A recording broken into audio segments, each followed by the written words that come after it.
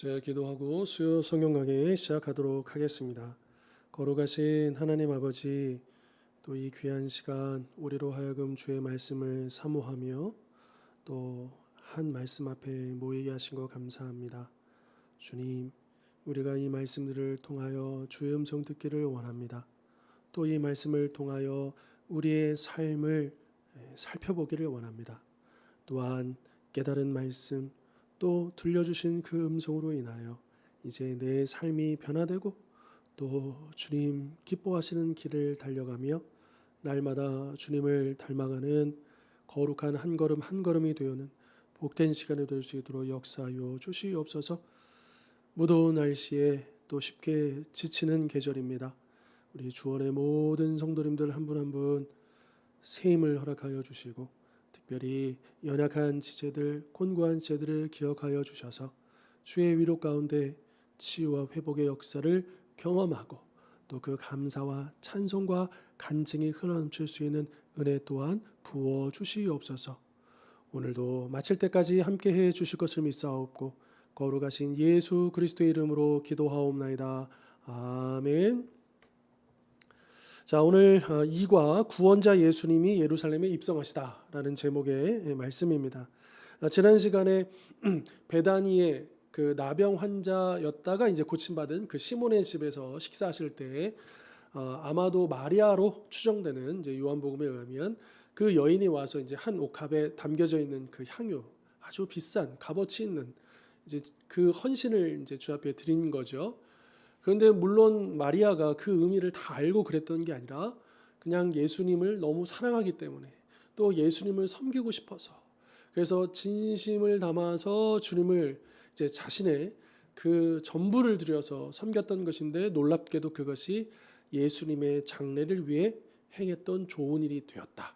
그래서 복음이 전파되는 곳마다 그 귀한 헌신이 또 함께 전파되는 축복을 받았다라고 하는 말씀 우리가 살펴보았습니다. 자, 이제 예수님은 예루살렘 성에 더 가까워지시죠. 오늘 드디어 예루살렘에 들어가십니다.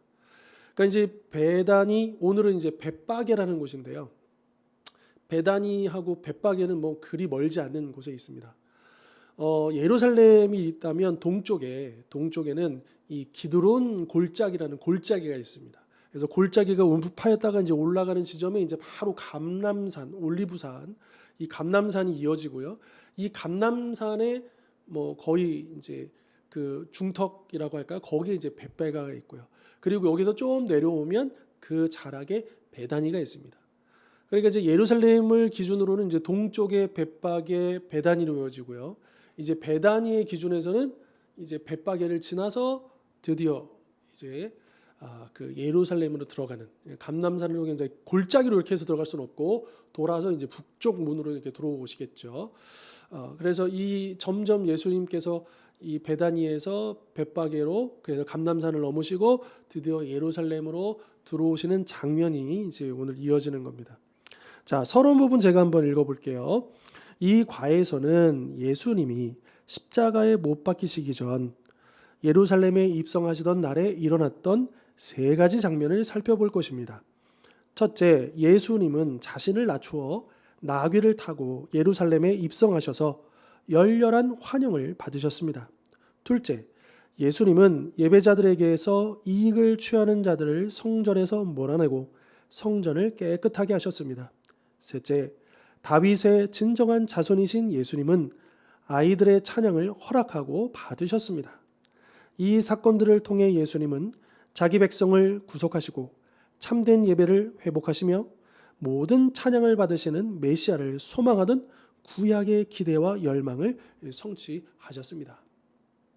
자, 이렇게 예수님께서 예루살렘에 입성하시고 또 입성하시자마자 제일 먼저 하셨던 그 성전을 정결케 하는 그 사건, 또 여기에 대한 그 종교 지도자들의 어떤 반응, 백성들의 반응, 이런 부분들을 우리가 살펴보도록 하겠습니다. 자, 먼저 예루살렘에 입성하시는 장면을 우리가 살펴볼 텐데요. 마태복음 21장 1절부터 11절까지 말씀입니다.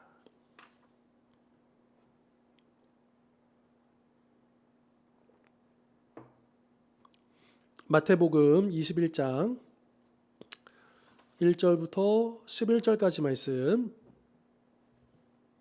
이제 제가 봉독하도록 하겠습니다.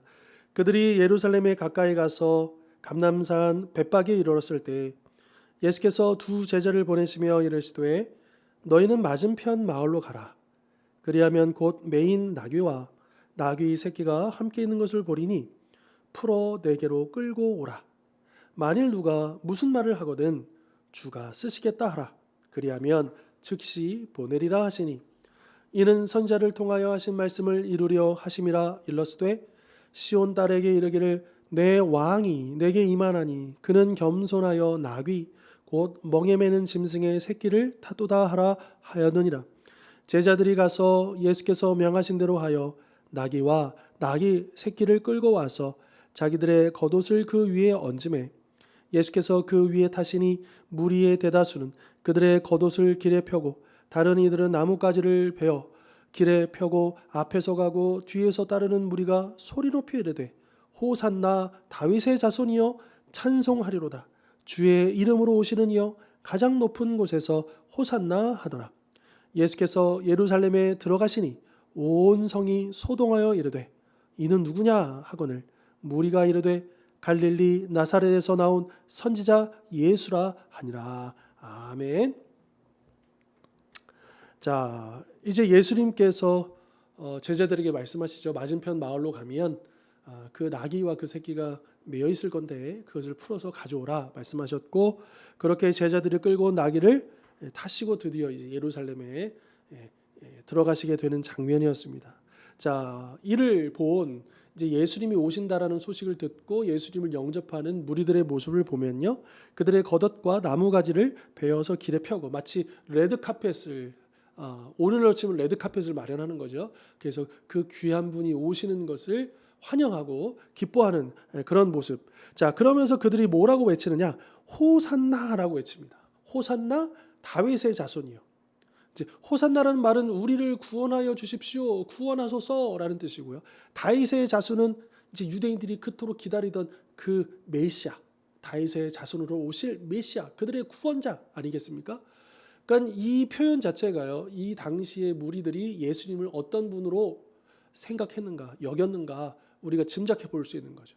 그러니까 이 예수님은 이제 오랜 동안, 아주 오랫동안 그 여러 제국들에 의해서 식민 지배를 받고 이제 그동안에 이스라엘은 나라를 잃어버렸고 주권을 잃어버렸고 그 대제국들의 그 핍박 속에서 살아오지 않았습니까? 그래서 드디어 이제 구약에서 말씀하시던 그 메시아가 오면 우리 민족을 구원하시고 해방하시고 이제 우리 민족이 새롭게 그 옛날 다윗이 다스리던 그 때로 돌아갈 것이다 라고 하는 그런 꿈과 소망이 있었거든요. 드디어 그것을 실현해 줄 그분이 오신다, 이 부푼 기대감 속에서. 사실 이것은 이제 우리가 느끼기에는 이렇게 감이 안 올 수도 있죠. 근데 이 당시에 1세기 예수님 당시의 유대인들은요 정말 기다렸다는 거예요. 정말 그 구원자가 오기를 기다렸다라고 하는 거죠. 여기서 우리 한 가지 좀 생각해 볼 것이 있습니다. 그러니까 우리도 다시 오실 예수님, 재림하실 예수님을 기다리잖아요. 그런데 정말 우리가 그 날을, 물론 이 유대인들은 그 메시아로 오신 예수님을 제대로 보지도 못했고 또 종교 지도자들의 주도 아래 예수님을 십자가 못 박아 버렸지만, 그래도 우리가 그 안에서 배워야 할 것이 있다면 그 메시아에 대한 열망이에요. 그 구원자가 오실 것, 하나님의 약속이 성취될 것에 대한 그 소망, 그것이 굉장히 크다라고 하는 것입니다. 그러면 오늘 우리는요, 우리에게 있어서도 우리의 그 믿는 자들의 참 소망은 바로 다시 오실 예수 그리스도 아닙니까? 그럼 우리는 얼마나 우리 주님이 다시 오실 것을 열망하고 기다리고 있는가 돌아볼 필요가 있는 거죠. 왜 그런 차이가 있을까? 이 당시에 이 99%의 유대인들이요, 1%의 그 종교 지도자들, 그 왕과 그 귀족 계층들, 그 소수의 그 사람들을 제외하고 99%는 이 땅에 소망이 없어요. 이 땅에서 뭔가 해볼 수가 없어요. 그냥 겨우 생명을 연장하거나 그것마저도 쉽지 않은 삶을 그렇게 어렵게 살아가는 사람들이었거든요. 그러니까 그들에게 있어서 유일한 소망은 그겁니다. 근데 그런 생각이 들어요. 오늘 그러면 우리는 정말로 우리의 유일한 소망으로 예수님을 재림이라고 믿고 있는가? 혹시라도 예수님의 재림 그것에 대한 소망보다 이 땅에서 내가 바라보고 기대하는 소망이 또 있거나 그것이 더 큰 소망이 아닐까라는 생각을 해보게 되는 거죠. 혹시 그래서 예수님의 그 소망만을 바라보지 못하고 여전히 이 땅에 남겨져 있는 내가 소망하고 있는 바, 내가 기대하고 있는 바, 내가 이루고자 하는 바 그것들을 바라보면서 예수님의 그 소망의 그 열정을 잃어버리고 있는 것은 아닌가라고 하는 것이죠. 우리 한국교회 역사를 보더라도 가장 정말 열망, 이 유대인들처럼 정말 열망으로 그 천국을 사모하고 재림을 사모했었던 때는 일제시대 때의 한국교회입니다. 짐작하실 수 있듯이 일제시대 때의 우리 이 민족의 그 어려움을 우리는 충분히 알고 있죠. 우리가 직접 경험한 바는 아니지만 그때 무슨 소망이 있었겠습니까? 그래서 참 역설적이게도 그래서 그 일제시대 때에 우리 한국교회는 그래서 예수 믿고 천당 가자라는 복음을 전할 수밖에 없었고 그 시대가 그런 암울한 시대 속에서 그런 소망을 바라보는 시대였다라고 하는 거죠. 자, 그러나 이제 해방이 되고 물론 바로 전쟁이 터져서 또 어려움을 겪지만 또 그것을 극복해내고 또 하나님의 은혜 가운데 우리나라가 사회적인 발전을 이루어가면서 우리 한국교회도 거기에 따라서 점점 더 양적인 성장을 이루어가면서 어느 사이엔가 우리 한국교회의 소망은 예수님의 재림이 아닙니다. 어떻게 하면 예수 믿고 이 땅에서 잘 먹고 잘 살까라고 하는 마치 이것은 여러분 이 세상이 외치던 구호와 닮지 않았습니까? 우리나라가 막 산업화를 이루던 시절 이 새마을 운동을 필두로 해서 우리도 한번 잘 살아보세요라고 하는 그 구호가 어느새 이 종교적인 언어로 바뀌어서 이 교회 안에 침투하여서 우리도 예수님 믿고 한번 잘 살아보자 라고 하는 것으로 투영되지 않았는가라는 자기 반성이 필요하다라고 하는 것이죠. 물론 그 시대에 정말 우리 그 시대의 그 그리스도인들이 예수님을 믿는 것을 이건 가짜였다, 틀렸다라고 말하고 싶은 게 아니라요. 반성이라는 거, 돌아보자라는 거예요. 혹여라도 그것 때문에 우리가 놓친 것은 없는가 이거를 돌아보자는 거예요. 그리고 우리가 앞으로 그러면 우리는 어떤 신앙을 해 나갈 것인가라고 하는 이 부분을 생각하기 위해서는 당연히 우리가 지금까지 해왔던 것들을 돌아볼 필요가 있다라고 하는 거죠. 그런 의미에서요. 그런 의미에서 우리가 과거의 반성, 돌아봄, 성찰이 필요하다라고 하는 거죠. 아무튼 우리 개인적으로도 그렇고요. 우리 교회 전체도 그렇고요. 정말 이 시대에 예수님의 재림을 얼마나 갈망하고 있는가? 만약 우리가 그러지 못하다고 하면 그 이유는 무엇인가? 우리를 돌아보고 또 반성할 것이 있다면 반성하고 그리고 정말 우리 믿음의 선배들이 그렇게 꿈꾸고 소망하고 열망하던 고대하던 그 예수님의 재림을 오늘 우리도 본받아서 그 예수님의 재림을 바라보면서 우리가 살아가야 되지 않겠습니까? 그래서 제가 늘 기도하는 마지막 기도 제목 나눌 때마다 늘 빼먹지 않은 기도 중에 그거잖아요. 오늘 하루도 깨어서 주님 앞에 서는 그날을 바라보게 해달라고. 그 미래의 소망을 놓치지 않게 해달라고. 여러분 우리는 결코 놓치면 안 되는 거죠. 자, 다시 본문으로 돌아와서요. 자, 이 당시의 백성들은 정말 예수님을 보면서 드디어 이 우리 민족을 구원해 줄 왕이 오시는구나. 다윗의 자손이니까 당연히 왕족이죠. 왕이죠. 왕이 오시는구나. 난리가 난 겁니다. 자, 그런데 흥미롭게도요. 10절에 보면 예수께서 예루살렘에 들어가시니 온 소동이 소동하여 이르되 이는 누구냐 하거늘 도대체 저분이 누구냐? 막 서로 막 이제 그 모든 사람들이 똑같이 예수님을 알진 않았다라고 하는 거죠. 일부 어떤 사람들은 예수님의 행적을 알고 소문을 듣고 또 그렇게 환영하며 나갔지만 또 어떤 사람들은 이분은 도대체 누구지? 라고 하는 질문도 있었다라는 거죠. 그런데 그들이 뭐라고 하느냐? 갈릴리 나사렛에서 나온 선지자 예수니라. 자, 분명히 왕으로서 이제 예수님이 영접한 거잖아요. 그런데 선지자 예수. 근데 여기 선지자는요, 한글 성경은 그냥 선지자 예수라고 돼 있지만 원문에는요, 그 선지자라고 돼 있어요. 그 선지자. 그럼 여기서 말하는 그 선지자는 뭐냐? 이 모세가요, 신명기 18장에 보면 모세가 그런 예언을 합니다. 그런 소망을 피력해요. 훗날에 자기와 같은 선지자가 이 민족 가운데 세워질 것이다 라고 하는 말씀을 남깁니다. 바로 그 선지자예요. 구약이 말씀하시던 그 선지자. 근데 이 구약이 말씀하시던 모세가 예언했던 그 선지자는 단지 우리가 보통 알고 있는 그 일개의 선지자가 아니고 그 선지자들이 외치고 미리 바라보고 그분이 오실 것이라고 이야기했던, 예언했던 바로 그 선지자 메시아를 얘기하는 거죠. 그러니까 이 당시의 백성들이 예수님을 어떻게 바라보았는지 우리가 좀 더 그렇게 생각해 볼 수가 있다라고 하는 겁니다. 자, 참고로 마태복음은 이제 유대인을 위한 복음서라고 해서 좀 쉽게 말해서 유대인 친화적인 내용들이에요. 그 관점들이요. 그러니까 유대인들의 입장에서 이 복음을 바라볼 수 있도록 돕기 위해 쓰여진 복음서가 이 마태복음이거든요. 그래서 다른 어떤 복음서보다도 이 구약 성경, 유대인들 그 당시에 유대인들의 성경이었던 구약 성경을 많이 인용을 합니다. 대표적으로 마태복음은 한 예수님이 10가지 이 구약 성경을 성취하고 계시다.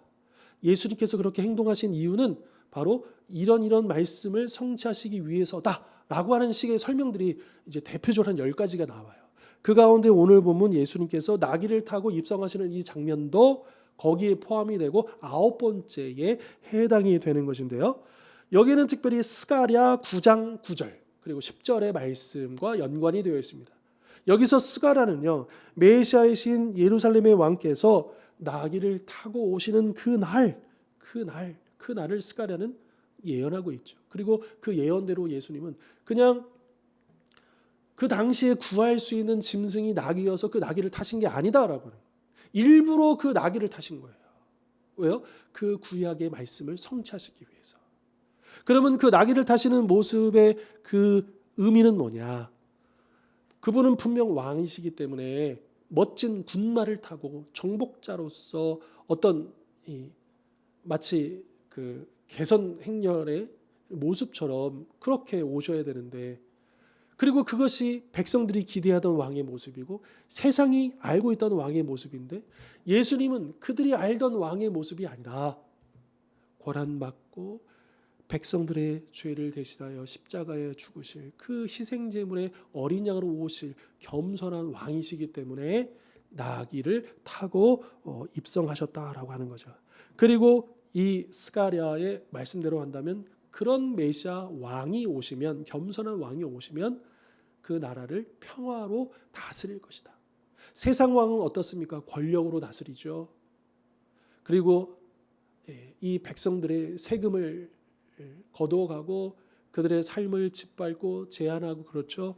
그러나 진정한 왕이 오시면 당신의 백성들을 자기 목숨을 내어서 구원하여 주시는 그분께서 어찌 그 백성들을 폭력적으로 다스리시겠습니까? 평화적으로 다스리시죠. 그 왕을 예언했고 예수님은 또한 그대로 또한 성취하시기 위해서 그렇게 행하셨다라고 하는 겁니다.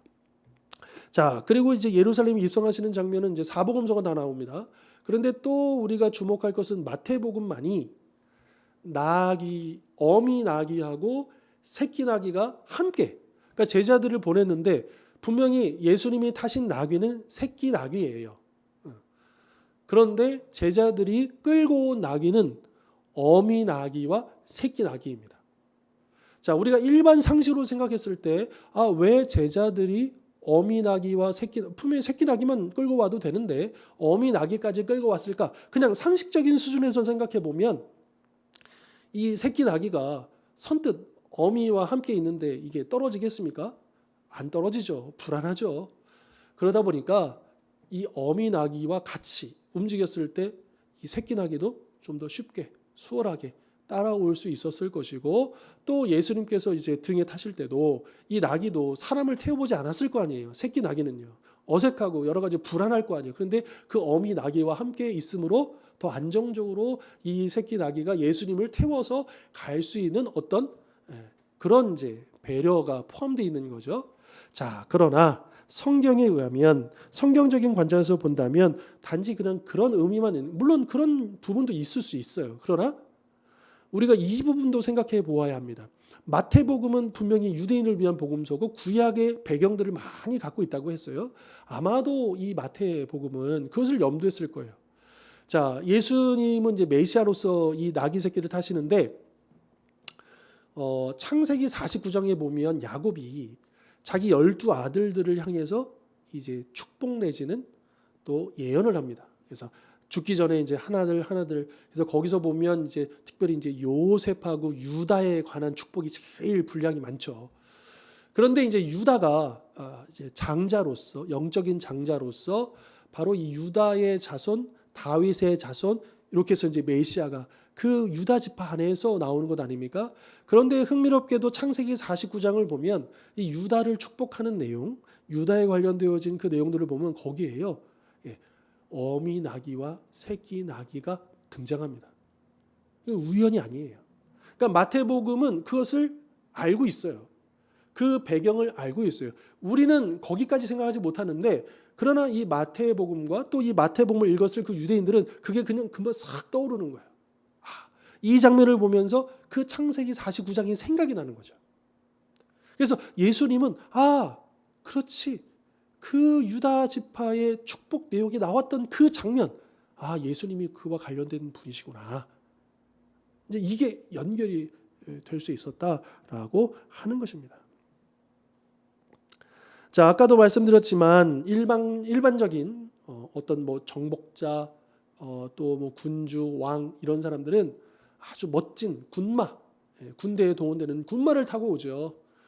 참고로 이 당시에 말은요, 일반 사람, 민간인들이 말을 소유하거나 관리할 수 없습니다. 이것은 다 국가 소유의, 그리고 군용, 거의 군용 전용으로 쓰여져요.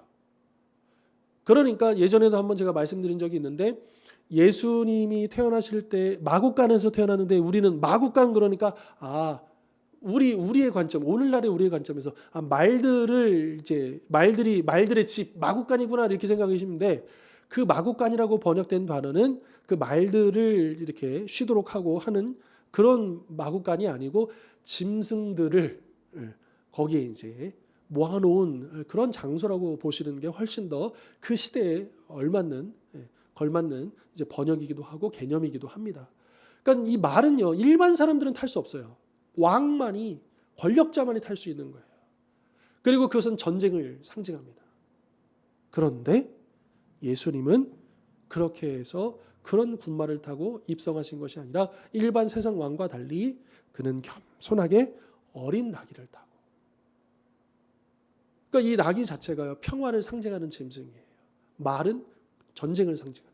그러니까 예수님의 정체성이 무엇인가, 예수님이 어떤 왕인가라고 하는 것을 말씀해주고 있는 것이죠.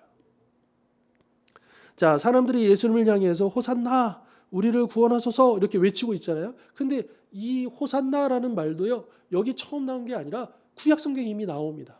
시편 118편에 보면 여호와여 구하옵나니 이제 구원하소서, 이렇게 이제 118편의 25절에 보면 이렇게 시작하거든요. 여호와여 구하옵나니 이제 구원하소서.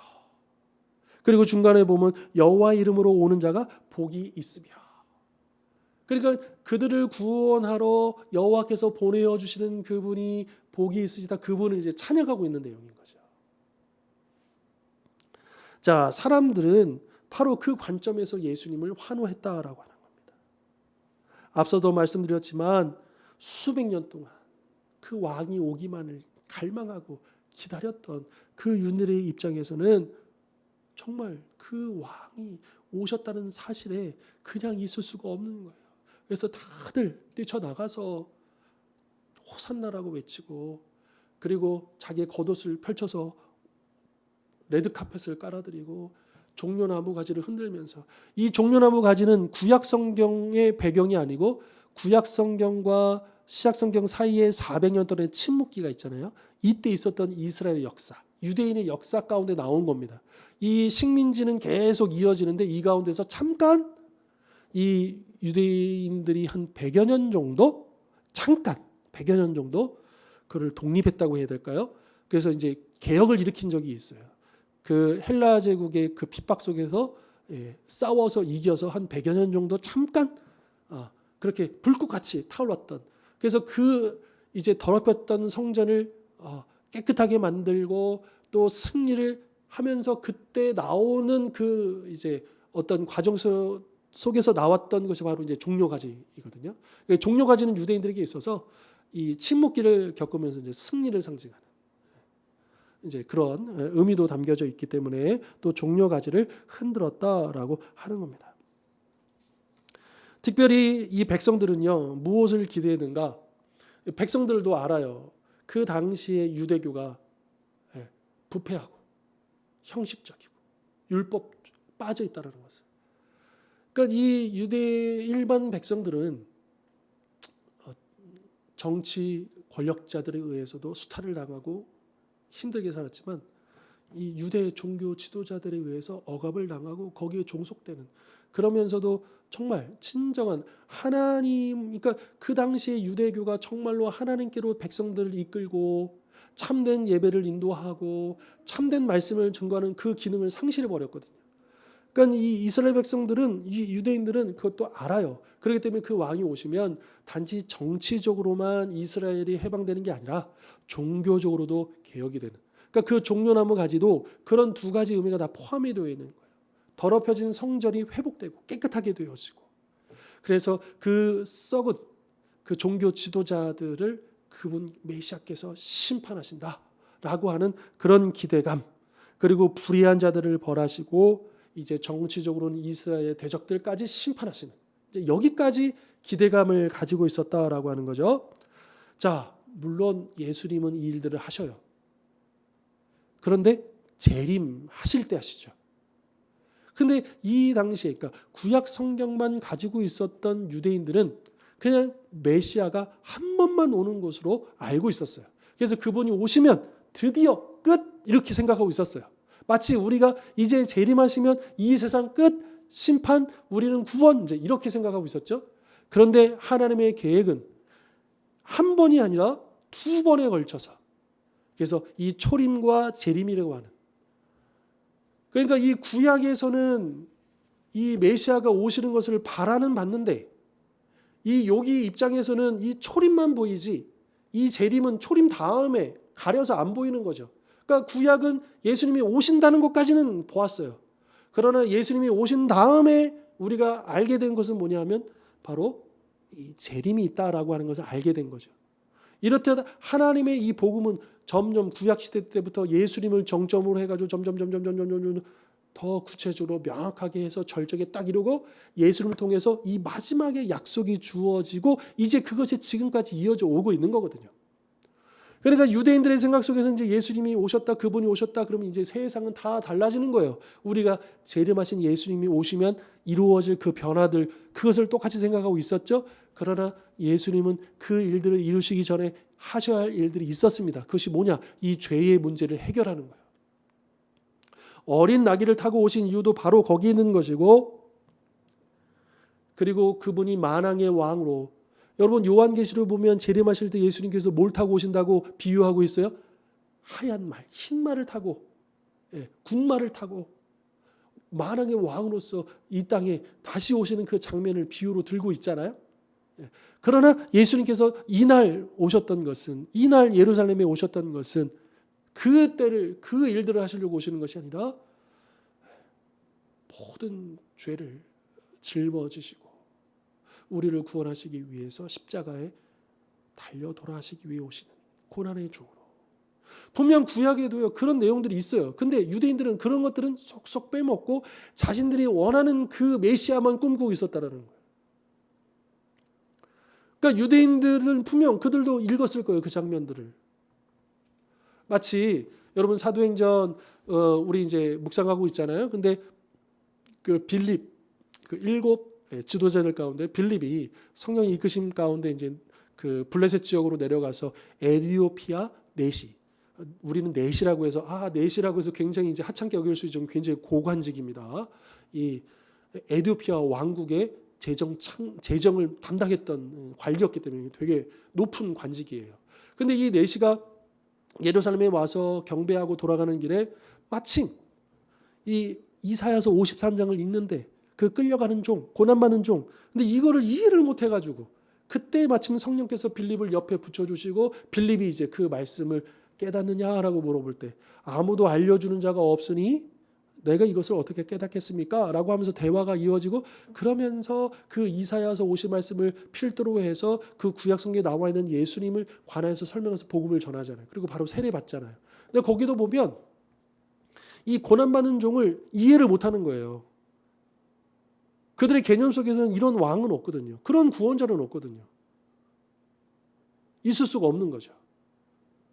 그러니까 이방인의 눈으로도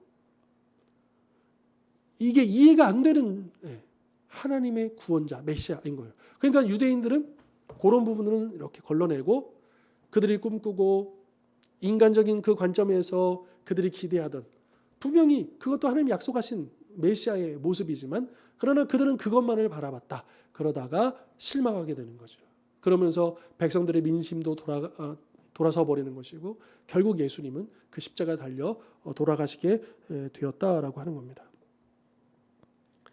자, 이날 이 예루살렘에 입성하시는 그 나귀를 타시고 환영을 받으시고 찬송을 받으시고 막 입성하시는 이 날의 이 일들에 대해서 4세기에 동방의 4대 교부라는 아주 유명한 지도자가 있습니다.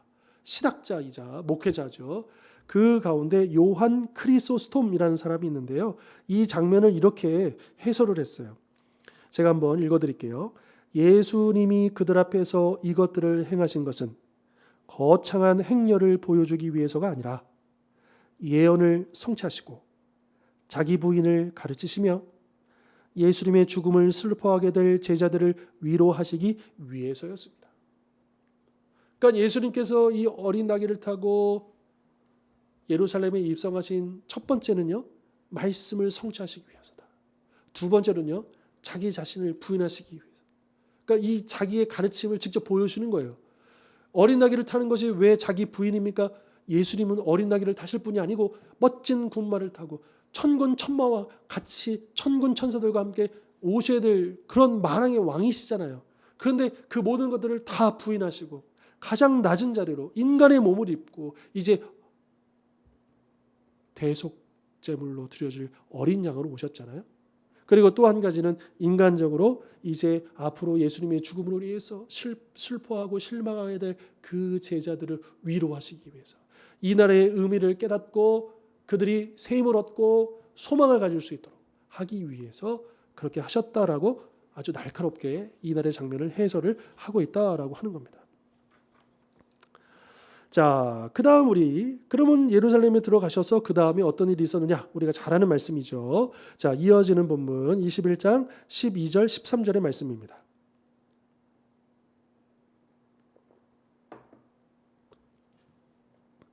(21장 12절 13절) 제가 봉독하겠습니다. 예수께서 성전에 들어가사 성전 안에서 매매하는 모든 사람들을 내쫓으시며 돈 바꾸는 사람들의 상과 비둘기 파는 사람들의 의자를 둘러보시고 그들에게 이르되 기록된 바 내 집은 기도하는 집이라 일컬음을 받으리라 하였거늘 너희는 강도의 소굴을 만드는도다 하시니라. 아멘. 자, 여러분 혹시 히피족 이런 말 들어보셨습니까?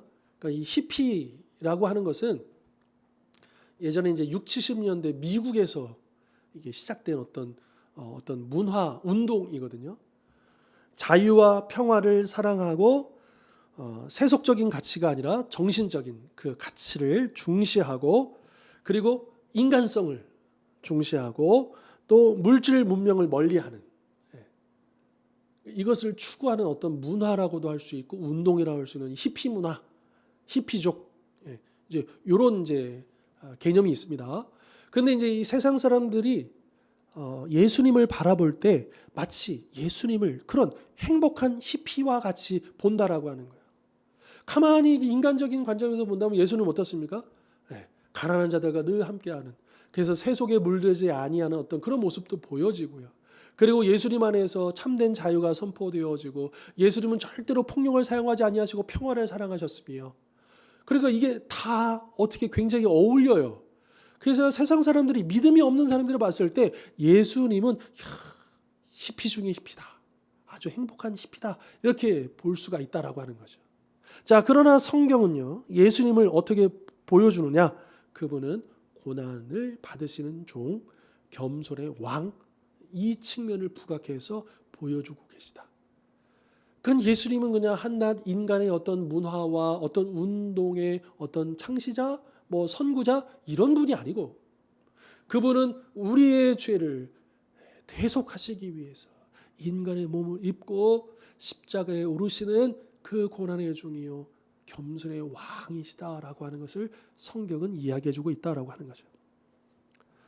한편 우리 예수님은 100% 완전한 하나님이시지만 동시에 완전한 인간이시잖아요. 그래서 우리가 잘 알고 있는 것처럼 예수님은 인간이 경험한 모든 감정들을, 그것들을 다 경험하셨다.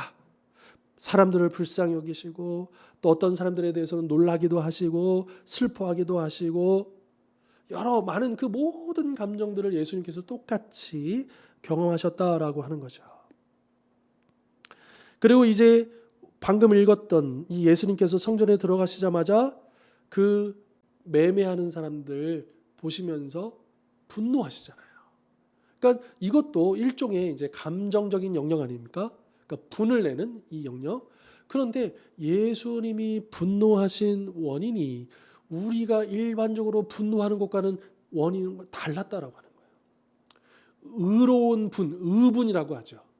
그러니까 예수님께서 분노하신 것은 그저 단지 우리가 막 그런 거 있잖아요.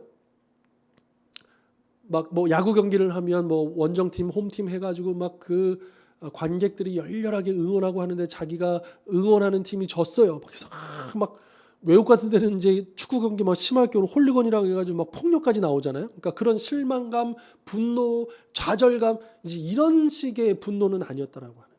예수님이 분노하신 것은 뭐냐면 그 거룩함에서 나오신 분노예요. 하나님의 집을, 이 성전을 더럽힌 자들을 향한 거룩한 분노였다라고 하는 것이죠. 더군다나 인간의 그 탐욕이 하나님의 그 뜻을 저버리고 짓밟아버리는 그 현장을 목격하신 예수님의 의로운 분노가 나타나고 있는 장면이었다라고 하는 겁니다. 여러분, 성전은 어떤 곳입니까? 예배하는 곳이죠. 하나님을 만나는 곳이죠. 하나님께로 나아가는 곳이죠. 그런데 여기가 강도의 소굴로 더럽혀져 있음을 한탄하시면서 예수님은 분노하셨다라고 하는 겁니다.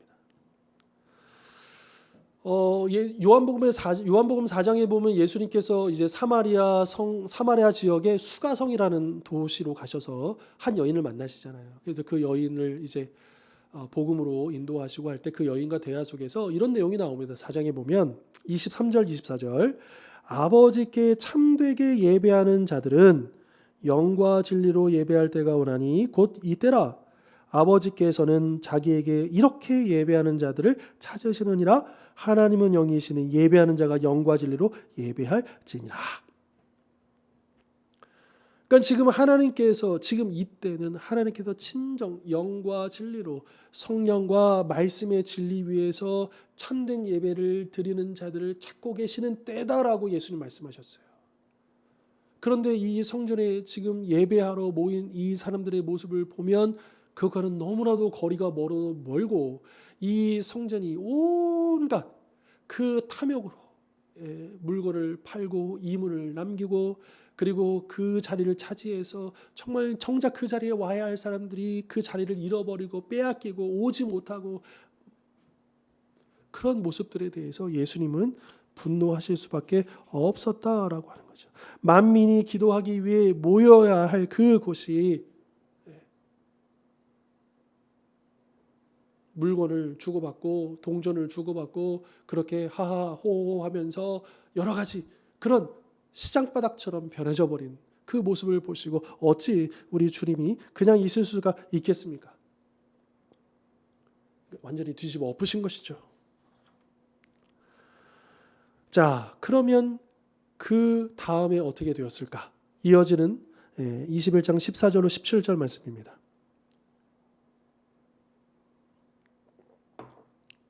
14절로 17절.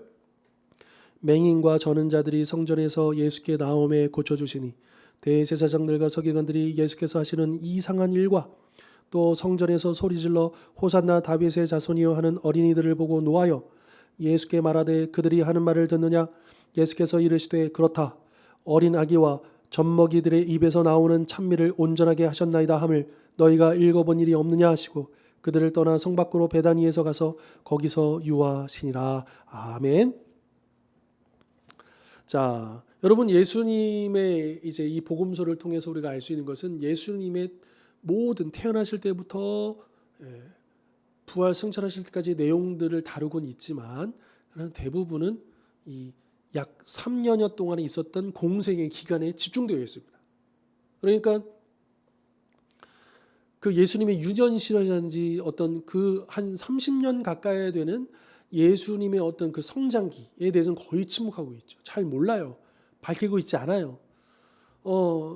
우리가 알지 않아도 괜찮다라는 거죠. 우리가 예수님을 믿는 데 있어서 구원만에 대해서 전혀 지장이 없다는 겁니다. 그럼에도 불구하고 이제 그 부분에 대한 궁금함은 있을 수 있죠. 아무튼 성경은요, 거기에 대해서는 침묵하고 계시고 많은 정보를 주고 있지 않습니다. 마치 베일에 쌓여 있는 것 같아요. 우리가 그냥 조금 알 수 있는 것은 그 갈릴리 총구석, 아주 시골 동네입니다. 거기서 아버지의 그 가업을 이어받아서 몫으로 사셨을 것이고요. 자, 그렇게 사셨던 그 공생애가 아닌 사생애, 이 기간 동안에, 이 30년 동안의 이 기간 동안에 누구도 주목하지 않잖아요. 뭐 예수님을 중심으로 이 세상이 돌아간다는 걸 상상도 할 수 없는 그런 시간들이잖아요. 자, 그리고 예수님께서 공생의 사역을 시작하신 다음에도요, 예수님은요 계속 어떻게 하십니까? 말하지 못하게 합니다. 막 병자가 낫고 기적이 일어나고 막 이럴 때 엄히 경계하십니다. 이야기하지 말라고. 물론 그럴수록 더 많은 사람들이 이야기하고 전파되고요, 그렇게 되지만 예수님은 의도적으로 그 일들이 더 전파되지 않도록 하십니다. 왜냐하면 아직 그때가 되지 않았기 때문에. 자, 그런데 오늘 본문에 보면 자, 막 어린아이들까지도, 그러니까 어른들이 막 호산나 그러니까 거기 있는 아이들도 그 어른들을 보면서 와 호산나 막 이렇게 하고 예수님께 찾아오지 않았겠습니까? 자, 그런데 놀랍게도 여기서는요, 예수님께서 그것을 당당하게 받으십니다. 입성하실 때도 마찬가지고요. 그것을 아주 당연하게 여기시고, 그래서 하지 마 조용히 이렇게 하시는 게 아니고 그대로. 이미 그 지난 시간에도 보셨지만 그 여인이 향유를 붓고 막 그 제자들의 관점에서는 허비한다라고 했지만 예수님은 그것을요, 당신의 그 마지막 때를 위한, 장래를 위한 조언이라고 말씀하셨잖아요. 이미 이제 예수님께서는 그 때에 이르셨을 때는 본인이 메시아로서 또 행하실 그 일들, 왕으로서의 그 모든 것들을 자연스럽게 받아들이고 있음을 우리가 볼 수가 있다라고 하는. 그러니까 그들의 찬양을 받으시고 그들의 그 찬양을 칭찬하시고 또 그들을 격려하시는 모습들을 우리가 볼 수 있다라고 하는 것이죠. 자, 이 14절에 보면 맹인과 저는 자들이 성전에서 예수께 나왔다라고 되어 있습니다. 그리고 어린아이들이 막 여기에 왔어요. 근데 이들이 여기에 원래부터 있었던 게 아니고 그 앞절에 보면 여기를 누가 차지하고 있었느냐? 바로 여기 이방인 애들이거든요. 그러니까 이 이방인 애들은 말 그대로 그런 경건한 이방인들이나 이렇게 그 율법적으로 뭐 이렇게 질병이 있거나 뭐가 어려움이 있거나 또 어린 아이들은 성전에 오더라도 여기까지밖에 올 수 없어요. 그러니까 성전 중에 유일하게 그들이 올 수 있는, 하나님을 만나러 올 수 있는 장소예요. 근데 여기를 누가 차지하고 있었습니까? 매매하는 자들이. 그 종교 지도자들의 뒷돈을 먹이고 그 종교 지도자들의 비호 속에서 그 어떤 실용적인 어떤 명분을 내세워서 그 흠이 없는 재물을 바쳐야 된다라고 하는 어떤 실용적인 명분을 내세워서 그 뒷거래가 이어지는 그리고 그 종교 지도자들의 비호 속에서 거기를 그 장사치들이 가득 메우고 있으면서 정작 거기서 위로받아야 되고 치유받아야 되고 정말 하나님을 만나야 될 그 사람들이 쫓겨나 있었던 거예요. 그런데 예수님께서 거기를 싹 깨끗하게 하시니까 드디어 이제 여기에 그 사람들, 이 맹인들, 저는 자들, 연약한 자들, 이들이 그곳에 올 수 있었고 어린아이들이 올 수 있었다라고 하는 것이죠. 자, 예수님께서는 바로 하나님의 뜻대로 이 성전 안에서 이루어져야 될 온전한 예배, 참된 예배, 그리고 정말 마땅히 그 자리에 나올 수 있어야 될 그 연약하고 저는 자들, 맹인들, 아픈 자들, 소외된 자들, 그 어린아이까지 이 부분을 차지하고 있는 그 더러운 장사꾼들을 예수님께서 다 분노로 내치셨잖아요. 근데 이것을 보고 못마땅해 하고 노하는 사람들이 있었다. 그들은 누구냐? 바로 대제사장들을 필두로 한 종교 지도자들이었다. 이들은 오히려 반대로 예수님의 그 분노에 대해서 또 분노하며 의심의 눈초리로, 혐오감의 눈초리로, 경멸의 눈빛으로 그렇게 바라보고 있었다. 아마도 이들은 자신들의 권위가 짓밟힘 받았다는 느낌을 가졌을 거예요. 자기 자존심을 구긴 거죠. 그렇다고 해서 대놓고 뭐라고 할 수도 없어요. 왜요? 예수님께서 하신 것은 율법 그대로의 뜻대로 한 거거든요. 이 종교 지도자들은 겉으로는 그렇게 할 수가 없죠. 은밀하게, 뒷거래로. 그런데 그것이 이제 예수님에 의해서 탄로가 나고 그것이 무의로 돌아가니까 이들은 어떻습니까? 엄청난 그 혐오감, 불쾌감, 그리고 예수님을 향한 그런 미움과 그 시기와 이 모든 것들이 그냥 폭발해 버린 것이죠. 결국 그것이 그들로 하여금 예수님을 죽이도록 만드는 어떤 계기가 되었을 것입니다. 물론 여기서 보면 이 호산나 다윗의 자손이여 이렇게 예수님이 이런 칭송을 받아야 되는가? 여기에 대한 의문을 제기한 것은 만약에 예수님이 아니라 어떤 그냥 일반 다른 사람이었다면 합당한 지적이었을 것입니다. 그러나 예수님은 마땅히 그러한 찬양을 받으시기에 합당하신 분이시죠. 다만 종교 지도자들은 예수님을 그분으로 보지 못했다. 왜 보지 못했을까요? 탐욕의 눈에 가려져 있어서, 그 종교적인 위선과 교만에 갇혀 있어서 예수님을 보면서도 메시아로 깨닫지 못하는, 그들은 그 누구보다도 율법의 지도자들이라 자부하였고 그 누구보다도 천국에 가까이 있는, 아니 천국을 따놓은 사람들이라고 자부했던, 자랑했던 자들이었지만 그러나 그 누구보다도 천국에서 멀어져 있었던 사람들이었던 거죠. 그리고 메시아를 보지 못했다라고 하는 것입니다. 그들은 늘 예배하는 자리에 있었지만 그 누구보다도 예배와 상관없는, 예배를 멸시하고 예배를 추락시켜버리는 그런 주동자가 되고 있었다라고 하는 것이죠. 혹시 우리의 모습은 과연 어떤가요? 우리가 정말 하나님을 섬기고 예수님을 사랑하고 또 우리가 하나님을 예배한다 하는데, 그래요, 우리가 몸은 이 자리에 와서 하나님을 예배하지만 정말로 아까 참되게 예배하는 자를 찾고 계시다고 했잖아요. 우리의 예배는 과연 어떻습니까? 혹시 이 종교 지도자들처럼 나도 모르는 가운데 그 인간의 탐욕의 한쪽 눈이 가려져 있고 또 어떤 영적인 교만함에 또 한쪽 눈이 가려져 있고, 그래서 제대로 된 예배를 놓치고 있는 것은 없는가, 우리를 돌아볼 필요가 있는 것이죠.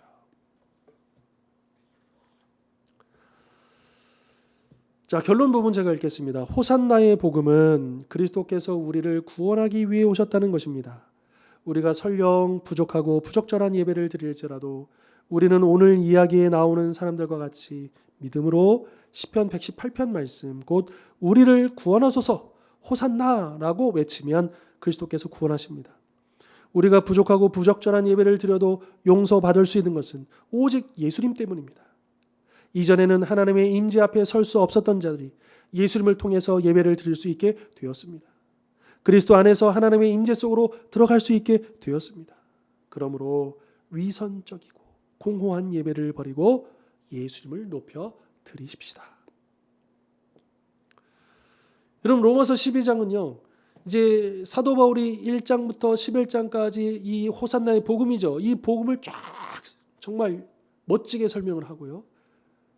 12장에 그러므로 자, 우리가 이 복음을 믿고 받아들이고 변화되고 생명을 얻었고 이제 믿는 자로서 이제 선포한 다음에 그러므로 모든 자비하심으로 권면하노니, 그러니까 사도 바울이 믿는 자의 백성들이 이렇게 살아가야 된다고 12장부터 쭉 이야기를 펼쳐나갑니다.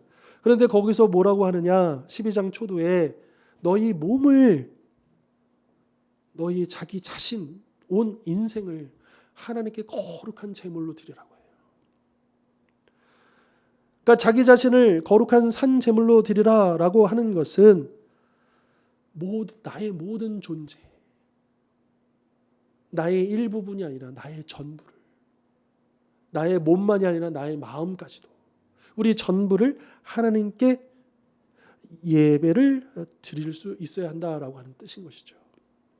이런 의미에서 예배는 일주일에 한 번 교회에서 모이는 시간이 아니라 매일매일 24시간 365일 매일매일 이어지는 우리의 삶 속에서 이루어져야 될 예배다라고.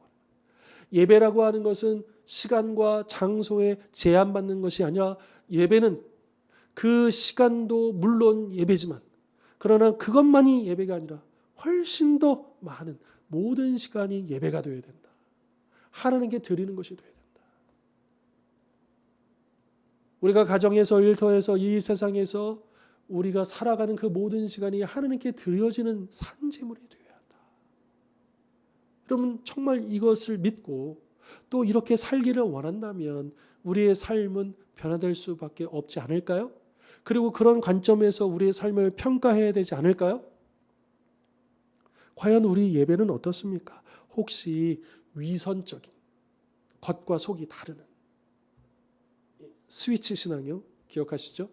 예배당 올 때 그리스도인 모드로 탁 켜쳤다가 예배당을 벗어나는 순간 일반 모드로 딱 바뀌는 그런 스위치 신앙이 아니라, 썬데이 크리스찬이 아니라 매일매일이 예배자로, 모든 것들을 하나님께 드리는 예배자로 우리가 살아가야 할 것입니다. 만약 그렇지 않다면 우리는 그저 공허한 예배, 헛된 예배 드리고 있을 뿐이다라고 하는 것이죠. 오늘날에 여러분 예배가 얼마나 많습니까? 그래서 정말 그 모든 예배들이 하나님께 온전히 드려지는, 하나님이 찾으시는, 하나님이 기뻐하시는 그 예배이겠는가? 우리는 스스로를 돌아보면서 우리 예배를 점검할 필요가 있다라고 하는 거죠. 여러분, 예수님께서 이 거룩하지 않은 예배, 이 성전의 모습을 보시고 의로운 분노를 내셨잖아요. 열정을 발휘하셨잖아요. 여러분, 우리는 어떻습니까? 우리가 예배를 매일매일 일상의 예배, 또 우리가 일주일에 한 번, 또 매 주일마다 온 성들이 모여서 드리는 그 예배, 특별히 그 예배 시간에 우리는 과연 어떤 태도를 가지고 어떤 마음을 가지고 그 자리에 모이고 있습니까? 그 시간을 우리가 어떻게 사모하고 있습니까? 우리가 조금 더 달라질 필요가 있지 않을까요? 우리를 돌아보면서 점검하면서 우리 안에 있는 나도 모르게 자리 잡고 있는 위선들을 떨쳐버리고 그 공허함들을 흩어버리고 이제 온전히 영과 진리로 하나님 앞에 거룩한 예배를 드릴 수 있기를 주님의 이름으로 축원합니다. 기도하겠습니다. 하나님 아버지, 예수님이 예루살렘에 입성하시고 또 더럽혀진 성전을 깨끗하게 하시고 어린 아이들 그 찬양까지도 기뻐 받으시는 그 모습을 우리에게 보여주시면서 오늘 우리의 예배의 태도가 어떤지, 우리는 과연 어떤 예배를 드리고 있는지 또 우리를 돌아보게 하십니다. 우리 주님 앞에 우리가 하나님을 섬기고 사랑하고 예배하는 우리의 삶을 오늘 말씀을 통하여 비추어 보면서 혹여라도 우리의 눈을 가리고 우리의 귀를 가리고 우리의 마음을 가리고 있는 탐욕이 있다면, 교만이 있다면 내려놓게 하여 주옵소서. 형식에 굳어져 있는 것이 있다면 주님 우리를 용서하여 주옵소서. 진정 하나님을 온전히 예배하는 자로서 이제 주일 한 번만 예배 드리는 자가 아니라 매일매일 24시간 365일 모든 시간을 예배로 하나님께 드릴 수 있는 진정한 예배자, 영과 진리로 하나님께 나아가는 예배가 될 수 있도록 우리를 축복하여 주옵소서. 그래서 주월의 모든 성도들 그렇게 참되게 예배하는 자로 하나님이 찾으시는 자가 되게 하시고, 이 세상에 그 예배의 삶을 통하여 거룩한 구별된 삶을 통하여 온 세상에 예수의 향기를 드러내며 하나님 나라의 영광을 드러내며 이 복음대로 살아갈 힘쓰는 저희들 될 수 있도록 축복하여 주시옵소서. 감사드리고 거룩하신 예수 그리스도의 이름으로 기도하옵나이다. 아멘. 예, 감사합니다. 오늘도 함께 해주셔서 감사드리고요. 다음 시간에는 삶과 최후의 만찬 이야기 또 우리 함께 나누도록 하겠습니다.